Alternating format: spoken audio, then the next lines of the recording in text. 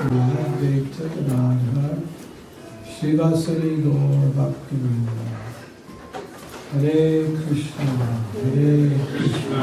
Krishna Krishna Hare Hare Hare Rama Rama Rama Hare Hare Hare Krishna Krishna Krishna Hare Hare Hare Rama Rama Rama Hare Hare Hare Krishna Krishna Krishna Hare Hare Hare Rama Rama Rama Hare Hare Hare Krishna Krishna Krishna Hare Hare Hare Rama Rama Rama Hare Hare. This evening I would like to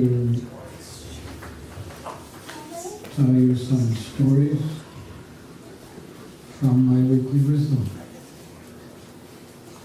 As it was already mentioned, I'm sending out weekly wisdom every week in English language and also Russian. So these wisdoms are hopefully encouraging like-minded souls in spiritual life to enhance their Krishna consciousness. Very simple stories. And Prabhupada was also very keen on telling stories so that the philosophy of Krishna consciousness could be much more easily understood. So, if that's okay, I will tell you some stories tonight. Is that okay? Yeah.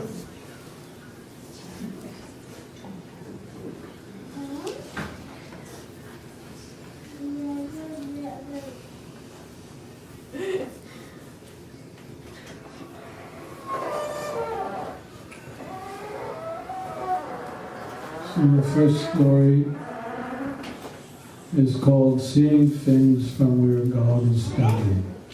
Seeing things from where Krishna is standing. And Srila Prabhupada, he would say that we should not try to see God, but act in such a way that God can see us. Yeah. So, that's not easy because we've been brought up in this mood that seeing is believing. If I don't see God, why should I believe?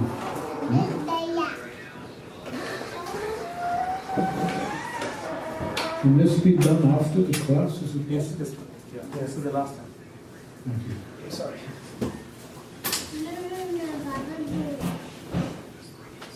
What was I saying? You were saying that Seeing is believing.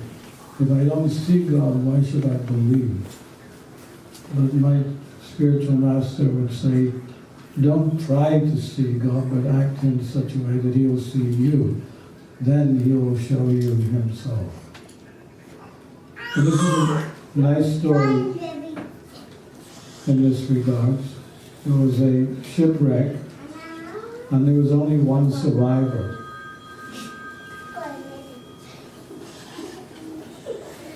Please turn your phones off. Can you please, everybody turn your phones off, please?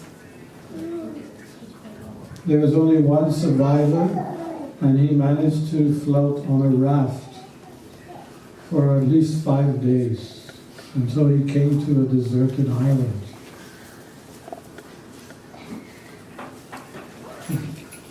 There was no one on the island. And for many days he was looking out onto the horizon to see if anyone was going to come and save him. But no one came. But what did come was some wood from the shipwreck, came to the shores. He took that wood and he used it to build himself a small little hut. That protected him from the elements around him, the sun, the winds, the rains. However, one day he was out scavenging for some food, and he returned, and he had the shock of his life. His wooden hut was on fire, and the flames were reaching high into the air. He was very upset. He got down on his hands and knees, thumping the sand, and cursing God. God, what have you done? This is terrible. What am I going to do now? This is a tendency in this world when something happens to us, then we want to blame the nearest person. The problem here was that there was no one on the island, so the only next person to blame was God. So he said, God, what have you done? And that night he practically cried himself to sleep.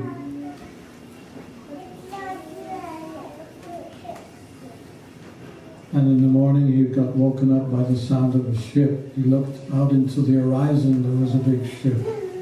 And a small boat coming to save him. When the boat arrived, his first question was, how did you know I was here? And the reply, well, we saw your smoke signal.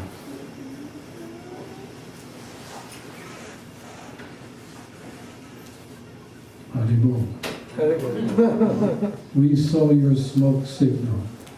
So this is an example of a terrible situation, but actually it was a blessing in disguise. And this is what happens to us often in our life. Many of the terrible things, or so-called terrible things that happen to us, they're not necessarily terrible. In fact, we can use all these different difficulties in life to make ourselves stronger. If we see them in the light that it's another obstacle to overcome, or another obstacle to be able to come that much closer to God, to Krishna, then the obstacles are actually not obstacles at all, but they're opportunities of life.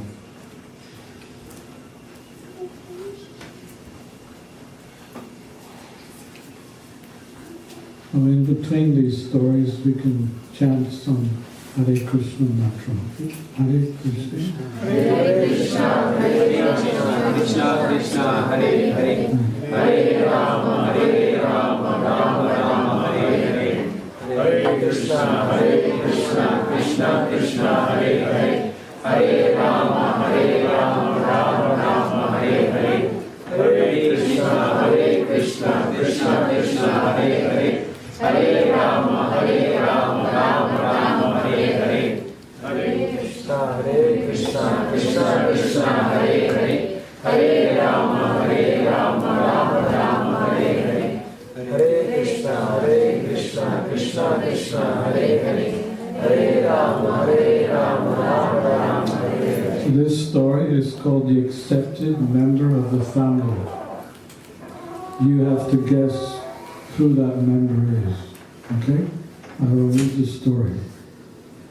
A few years after I was born, my dad met a stranger who was new to our small town. From the beginning, Dad was fascinated with this enchanting newcomer and soon invited him to live with our family. The stranger was quickly accepted and was around from that time on. As I grew up, I never questioned his place in my family. In my young mind, he had a special niche. My parents were complementary instructors. Mom taught me good from evil, and Dad taught me to obey. But the stranger, he was our storyteller. he would keep us spellbound for hours on end with adventures, mysteries, and comedies. If I wanted to know anything about politics, history, or science, he always knew the answer about the past, understood the present, and even seemed to be able to predict the future. He took my family to the first major league ball game. He made me laugh, he made me cry. The stranger never stopped talking, but Dad didn't seem to mind. Sometimes Mum would get up quickly while the rest of us were shushing each other to listen what he had to say, and she would go to the kitchen for peace and quiet. I wonder now if she even prayed for the stranger to leave. Dad ruled our household with certain moral convictions, but the stranger never felt obliged to honor them. He was allowed in our home, not from...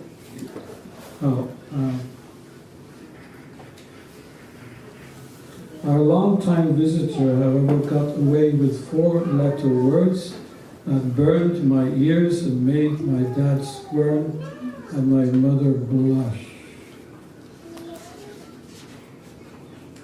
My dad didn't permit the liberal use of alcohol, but the stranger encouraged us to drink it on a regular basis.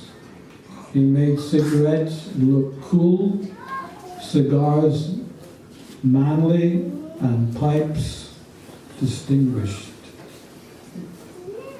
He walked freely, much too freely. He talked freely, much too freely about sex. His comments were sometimes blatant, sometimes suggestive, and generally embarrassing. I now know that my early concepts about relationships were influenced strongly by the stranger. Time after time, he opposed the values of my parents, yet he was seldom rebuked and never asked to leave. More than 50 years have passed since the stranger moved in with our family. He has blended right in and is not nearly as fascinating as he was at first. Still, if you could walk into my parents' home today, you would still find him sitting over in the corner, waiting for someone to listen to him talk and watch him draw his pictures. His name? The mind? Huh? The mind? The mind? No. The Guru. TV, yes.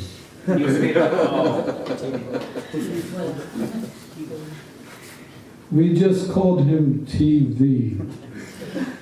He has a wife now, we call her computer. Her first child is called cell phone. The second child, iPad, or iPod. And just born recently was a grandchild called iPad. So there's a quality here under this story. Caution. Knowing to be alert in a hazardous. Hazardous.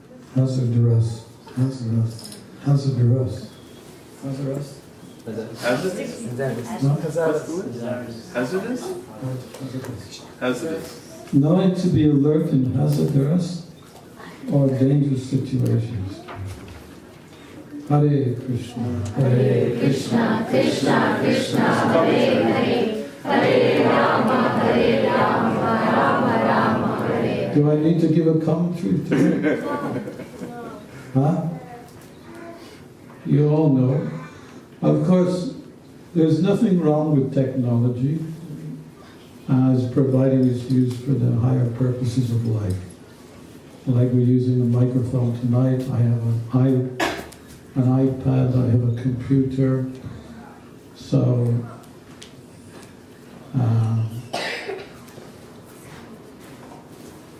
practically speaking, anything of value can be used in Krishna's service, if it's of value to our Krishna consciousness. I remember actually many years ago I was in Belarus, which is one of the eastern countries, Eastern Europe. And I was giving a class and I said to the devotees, everyone's got a mobile phone, but I will be the last one to get a mobile phone. And I was saying that what the masses are doing, I refuse to do. That was my concept at the time. And as I was leaving Belarus, one boy gave me a little present. I opened it up, and it was a cell phone. I said, why are you giving me this? He said, but Prabhu, you can use it in Krishna's service. And he showed me all the different ways I could use it in Krishna's service. So then I accepted the gift. Now I play Krishna music, I can play Bhagavad-gita, and there's so many ways you can use it. So nothing wrong with technology, but use it in Krishna service. If your ringtone is not the Hare Krishna mantra or some kind of kirtan, change your ringtone. Hare Krishna, Hare Krishna, Krishna Krishna, Hare Hare, Hare Rama, Rama Rama, Hare Hare. Hare Krishna, Hare Krishna, Krishna Krishna, Hare Hare, Hare Rama,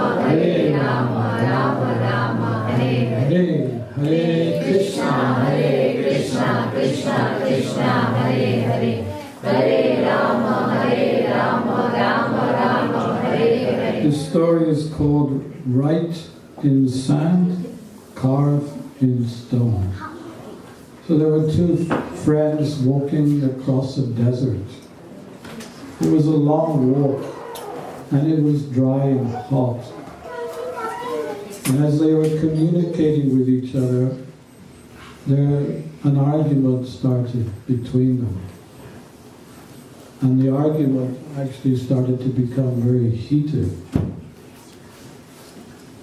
And at one point, one of the friends hit the other in the face.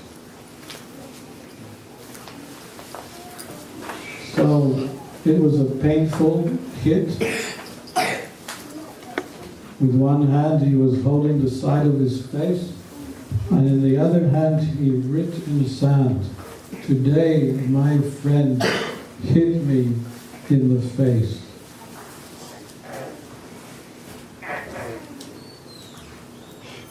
So they walked a little further, and they came across a reservoir of water.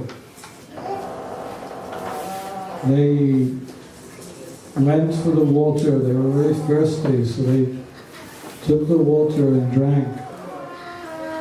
And one of them even went into the water. He wanted to take a cool bath in the water. Although he didn't know that there was quicksands within the water, and he started sinking. And he quickly, because it all happened very quickly, and he called out to his friend. He was the same friend that hit him across the face a while ago.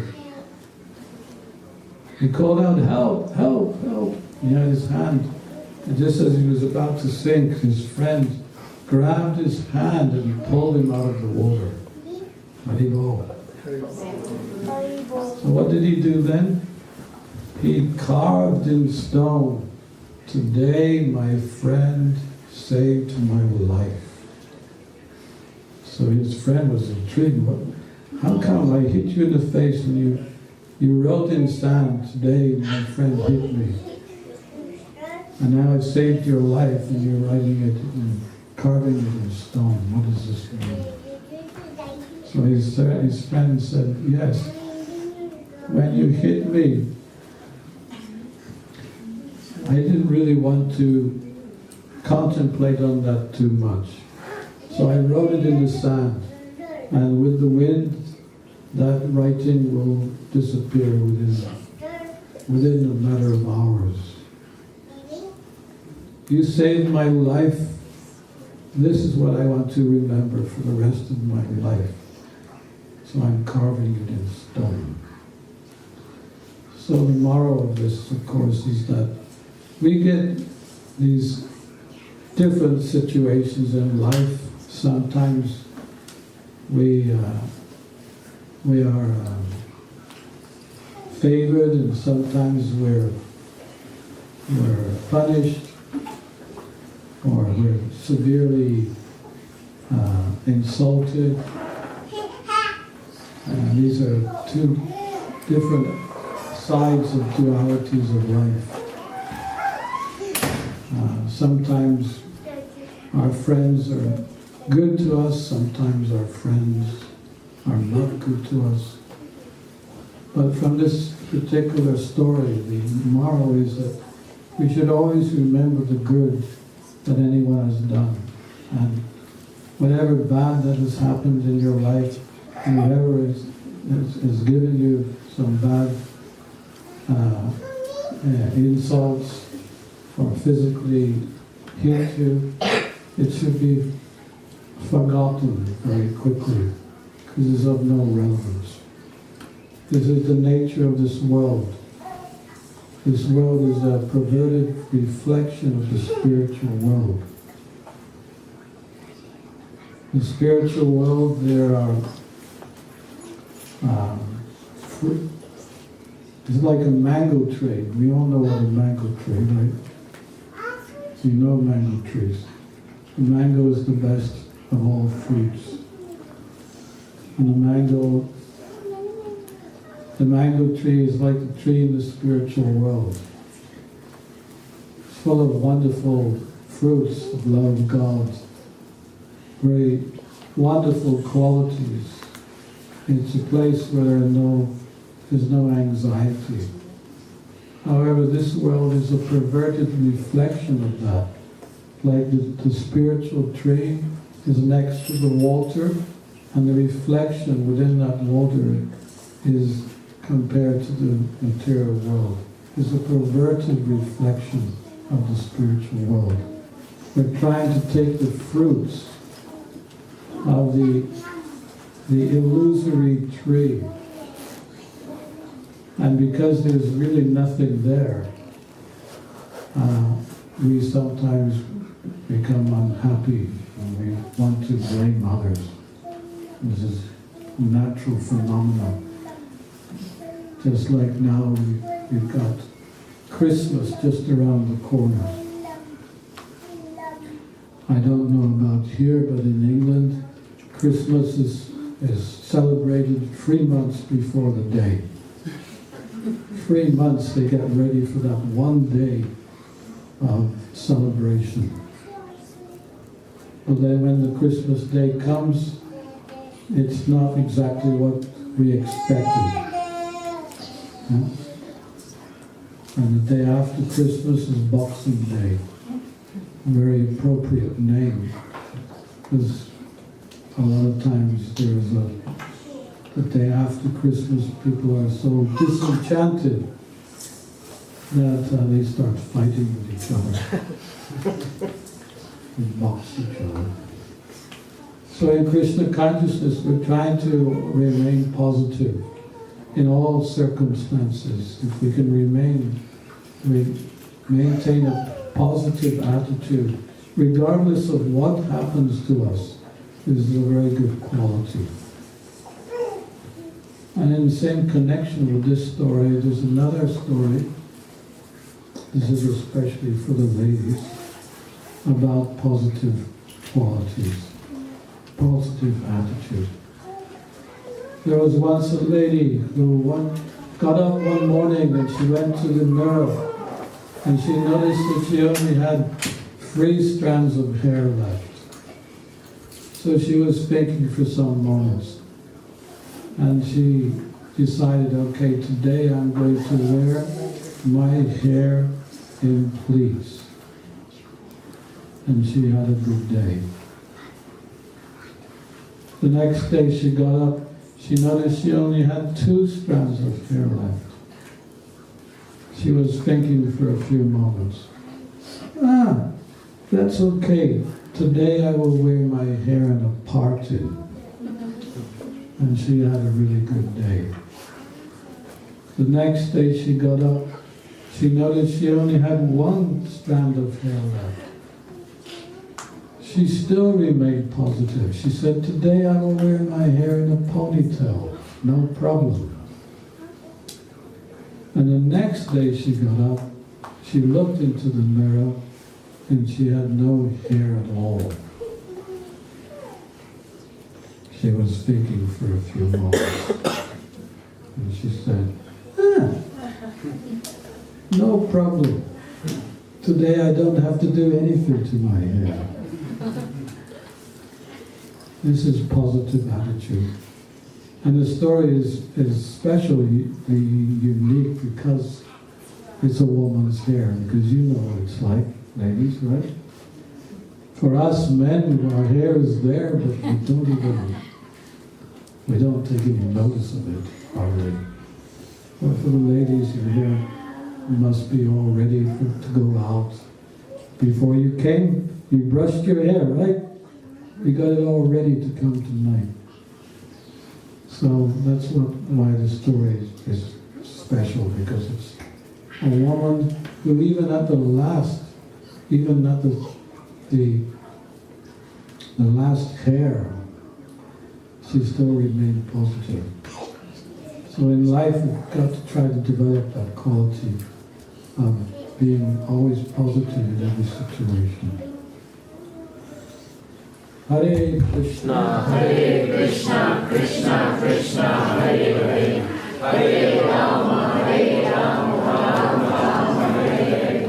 Hare, Hare Krishna, Krishna, Krishna, Hare Hare, Hare Rama, Rama, Hare Hare, Hare Krishna, Krishna, Hare Hare, Hare Rama, Rama, Hare Hare. There was once, this story is called Don't Hurt Yourself. Don't hurt yourself. There was a sadhu, he was touring around in different towns and villages on a preaching tour with some of his disciples. However, he was on his way to one town, and the leader of the town heard that the sadhu was coming. So he got all the congregation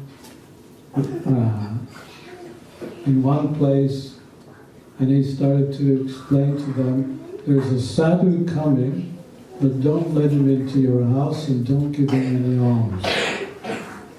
This particular fellow didn't like Krishna, and he didn't like Krishna devotees. So he was very inimical to spiritual practices in general. So he told them, go home, lock your rooms, lock your doors, and don't let him in. And he also went back to his house, and he waited for this sadhu to appear.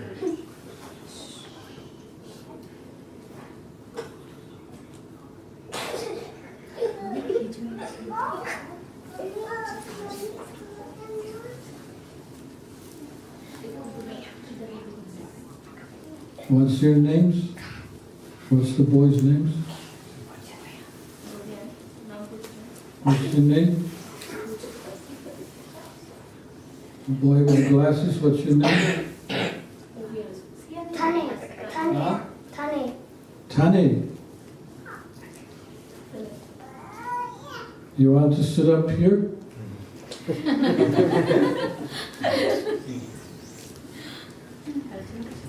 Okay, quiet. Where was I? I forgot.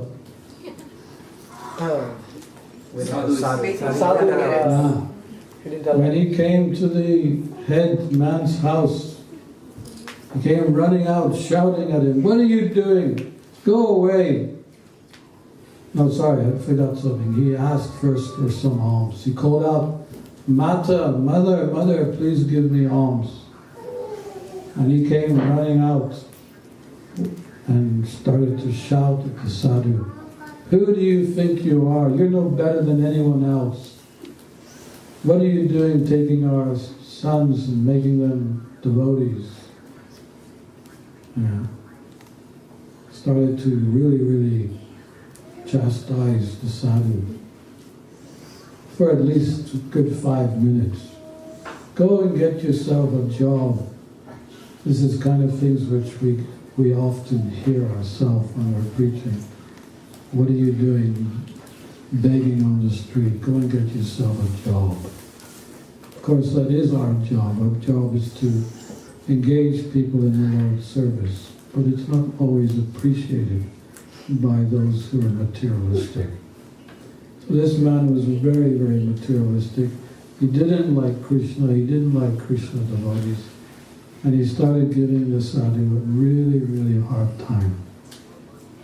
However, the sadhu, he was very Krishna conscious, and he just listened, and he just remained very peaceful. And when this man finished his chastisement, he asked the man, "Do you mind if I ask you a question?" And the man said, "Yes, what is your question?" So he asked him, "When you purchase something in a shop and you give it to someone, but the person you want to give it to does not accept your offering, who does the gift belong to?" So the man said, "Well, of course it belongs to me. I purchased it. That belongs to me." And the sadhu said, "Well done, you answered the question correctly. I came to you begging alms, but you gave me the alms of abuse, and I do not accept these alms. So therefore, they belong to you. Don't hurt yourself," basically he was telling him. All this anger and frustration within you that you're giving out to others, you're not simply hurting yourself. There's a nice story in the Mahabharata that relates similar to this story. When Bhishma Dev was instructing Yudhisthira, Bhishma Dev was on the bed of arrows. You remember that story? Bhishma Dev was shot by hundreds of arrows that came from Arjuna's Gandiva bow. But Bhishma Dev had the ability to leave his body whenever he wanted to. So he decided to lay down on the bed of arrows and leave at a particular auspicious time. In the meantime, Krishna wanted Yudhisthira to go to Bhishma Dev and ask him questions so that Bhishma Dev could instruct him on leadership. He was going to be the empire of the world, and taking instructions from Bhishma Dev was what Krishna suggested. So one of the questions Yudhisthira asked Bhishma Dev, what do you do? What do you do when someone is giving you a hard time?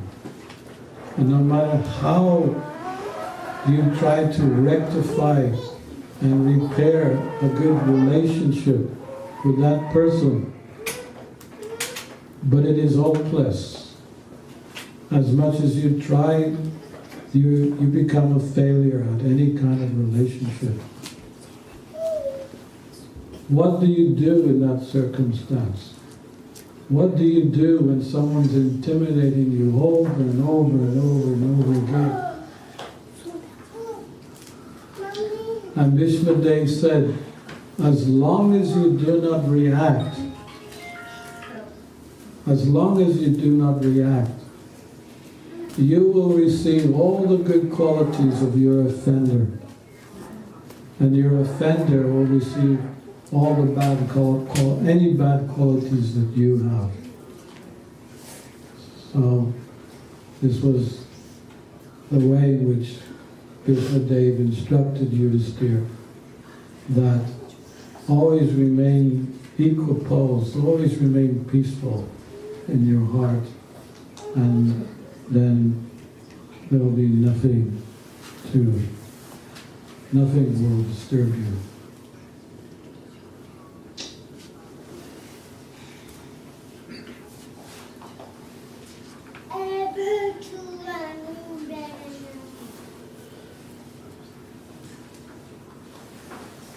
Hare Krishna, Hare Krishna, Krishna Krishna, Hare Hare, Hare Rama, Rama Rama, Hare Hare.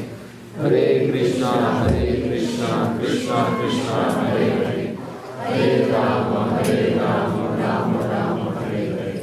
Hare Krishna, Krishna Krishna, Hare Hare, Hare Rama, Rama Rama, Hare Hare. There was a monkey one day jumping from branch to branch in a tree. And a crocodile came downstream. The crocodile looked up to the monkey and said, "Hey monkey, do you want to come for a ride on my back?" And the monkey was thinking, a ride on a crocodile's back. Well, I've never done that before. He said, "Okay, I'm coming." So he jumped down and he got on the crocodile's back. The crocodile turned around and went back upstream.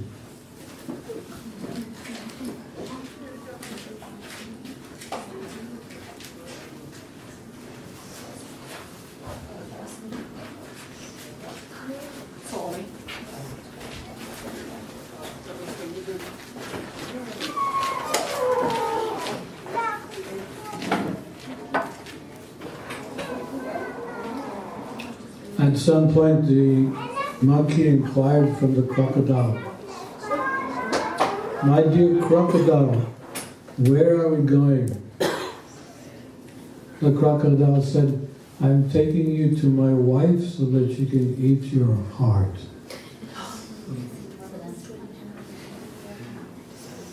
And the monkey said, "But I left my heart back in the tree. Can we go and get it?" So the crocodile turned around. He went back to the tree. The monkey jumped up onto the top branch of the tree, looked down to the crocodile and said, "Bye-bye, crocodile." So this is something we've also got to do. We're living in the 21st century. There's a lot of Maya out there, and that Maya is compared to the crocodile who will devour you. So we have a choice in life. We can either take shelter of Maya or take shelter of Krishna. Maybe at some point in spiritual life we have a mixture of both.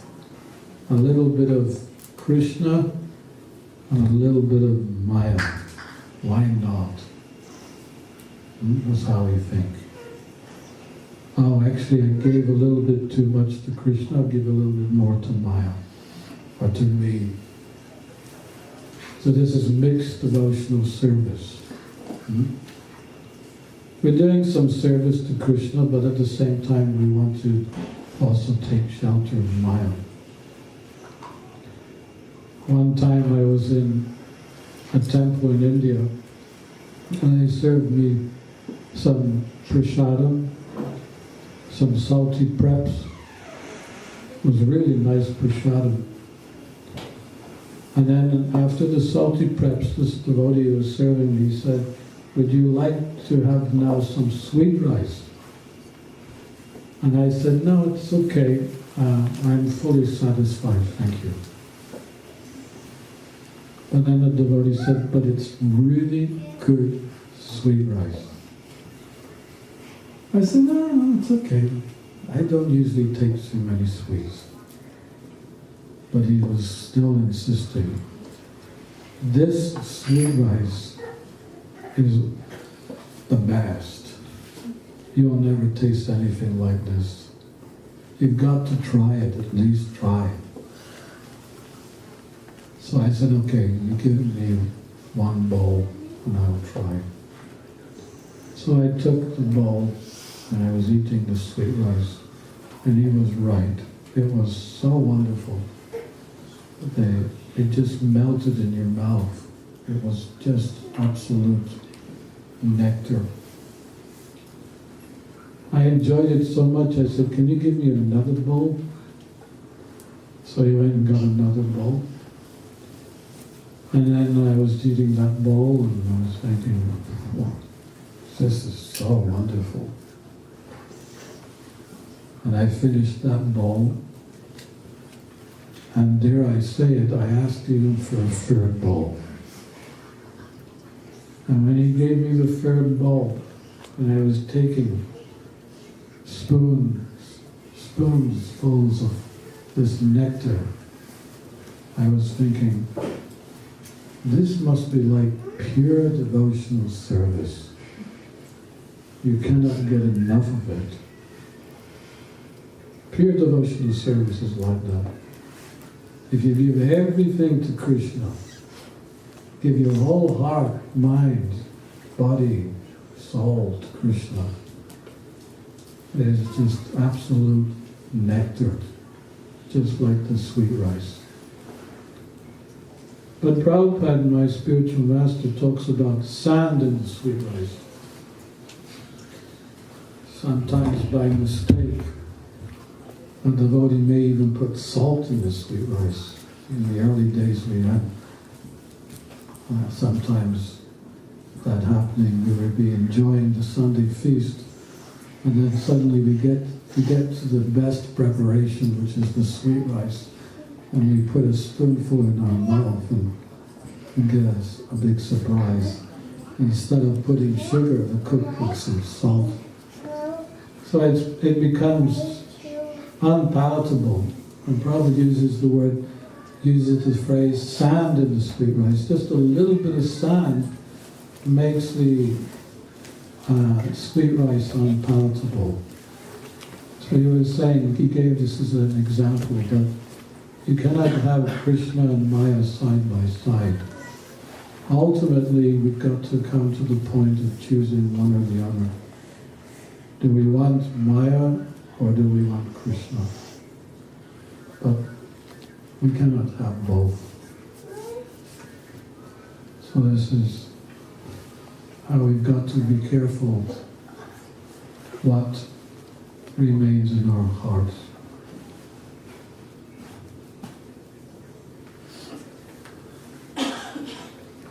I'll just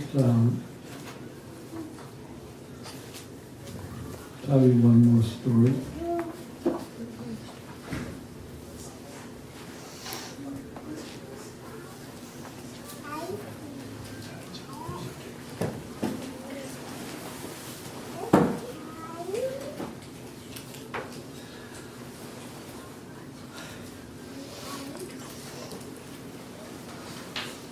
Yeah.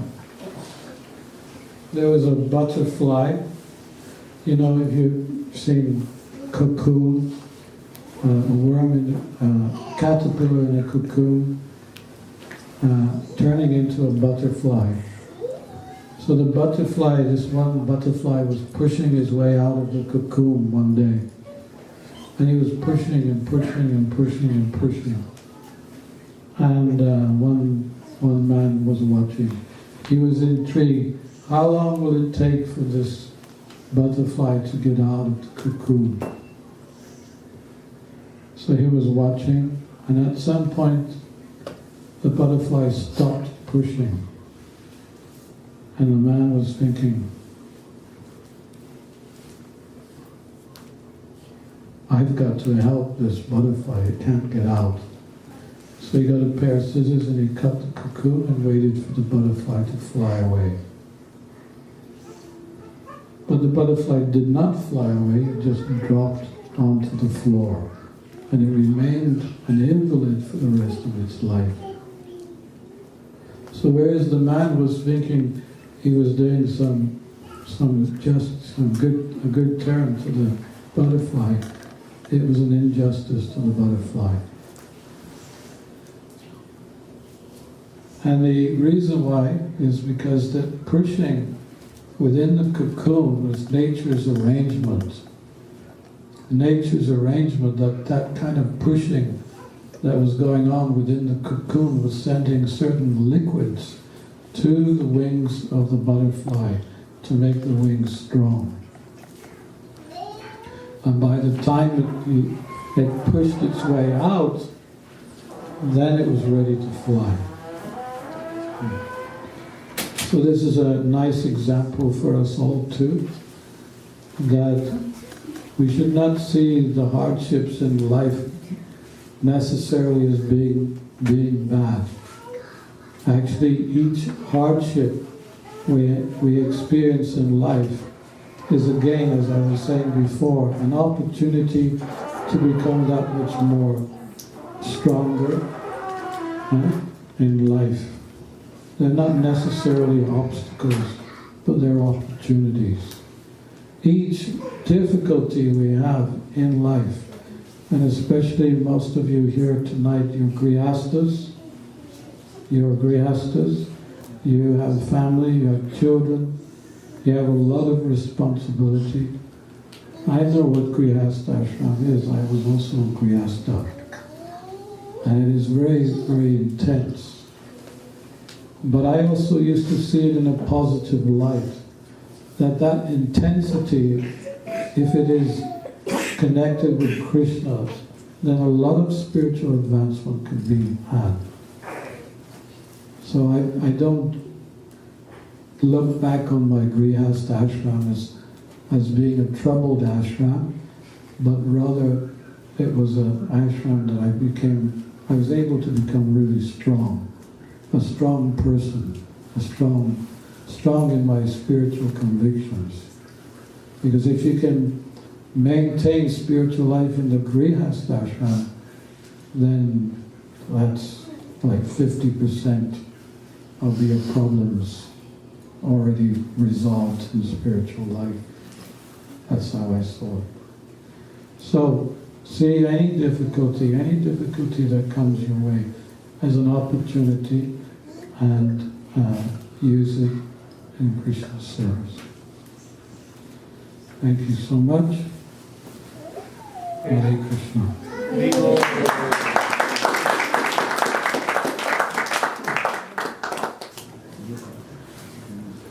So, Maharaj, in the story of Krishnadev and Yudhishthira Maharaj, he said, Krishna Maharaj asked if somebody is really, really hard on you, how do you stop it? So Krishnadev is saying that if you don't react, you get all the good qualities of that person. But how to deal if that person is our family member? We really don't want to give them our bad qualities and really don't want to take their good qualities. If someone is our friend or dear one.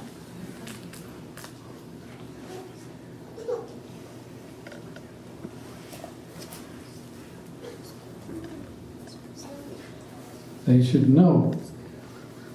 If they know that they're going to lose some of their good qualities, we're all under the control, under the laws of material nature. It's part of life. If you're positive, then positive things will come your way. If you're negative, then that will also come your way.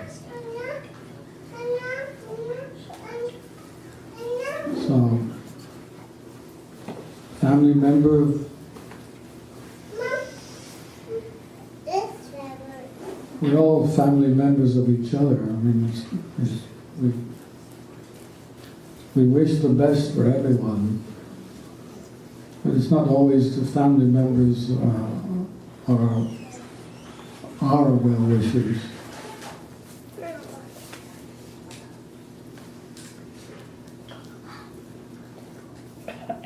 Right. I just thought of a story from the Purana.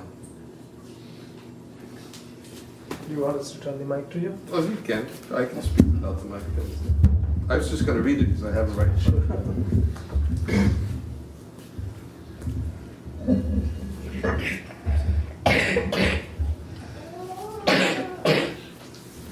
The Aditya Purana, Markandeya Purana, and Padma Purana tell about a Brahmin who was suffering from leprosy but had a very chaste and faithful wife. He desired to enjoy the company of a prostitute. Therefore his wife went to her and became her maidservant, just to draw his attention for his service. When the prostitute agreed to associate with him, the wife brought her the leprotic husband. When that leper, the sinful son of a Brahmin, saw the chastity of his wife, he finally abandoned his sinful intentions. While coming home, however, he touched the body of Markandeya Rishi, who thus cursed him to die at sunrise. And because of her chastity, the woman was very powerful. Therefore, when she heard about the curse, she vowed to stop the sunrise. Because of her strong determination to serve her husband, the three deities, namely Brahma, Vishnu, and Maheshwara, were very happy, and they gave her the benediction that her husband would be cured and brought back to life. This example is given herein to emphasize that a devotee should engage himself exclusively for the satisfaction of Krishna, without personal motives. That will make his life successful. In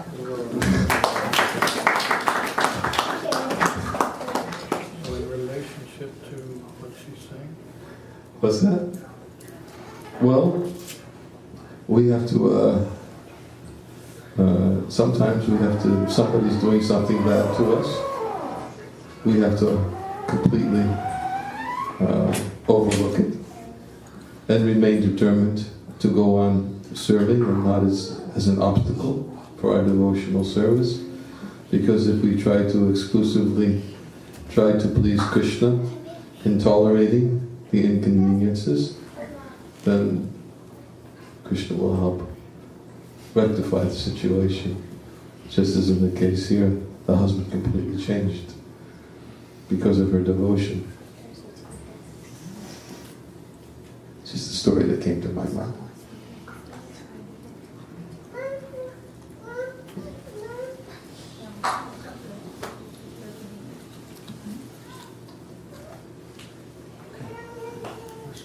Okay, thank you. So both of them will be here for a few more minutes. Let's have the food. Food will be served. I would like to request all the volunteers. Okay, we would like to have 5 minutes. I think, no, in the interest of the time, we okay. I think they're asking 5 more minutes of kirtan. For kirtan? Okay. We can. Would you like to, I'll follow you. Would you like to lead and I'll follow you on that one?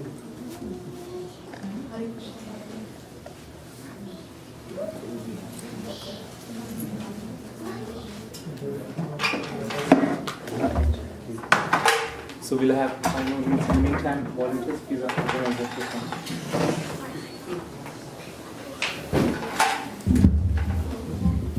Should we stand and dance maybe? Isn't it? Yeah, that's nice. Let's do that. Yeah, Okay, let's do a New Year party because we say that we can dance. Let's do that. Shut away all your inhibitions and just dance for the pleasure of Krishna.